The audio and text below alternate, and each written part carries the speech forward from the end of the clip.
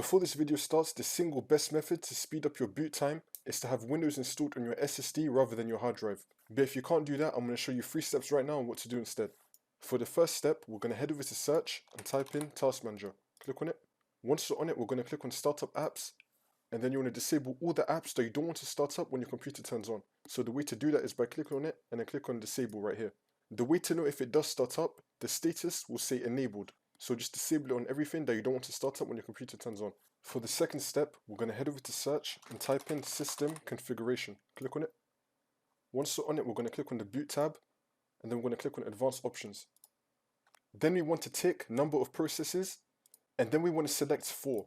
But if you don't have 4, then you want to select 2. And you should not select any number that's higher than 4. So the maximum number is 4. But if you don't have 4, then select 2. Once you do that, click on OK.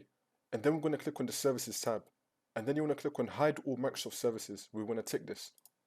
Once you do that, you want to untick everything here. And then once you untick everything, you want to click on Apply and then click on OK. Which will then ask you to restart, but do not restart yet because we still have one more step that we need to do. So click on Exit without restart. Next, we're going to head over to Search and type in Edit Power Plan. Click on it. Once you're on it, we're going to click on Power Options, and then we're going to click on Choose what the power buttons do. Once you're on this, you want to click on Change Settings that are currently unavailable, and then you want to make sure that Turn on Fast Startup is ticked. It might already be ticked for you, but if it's not, then just make sure that it's ticked. And then click on Save Changes and then restart your computer, and then your boot up time will be much faster.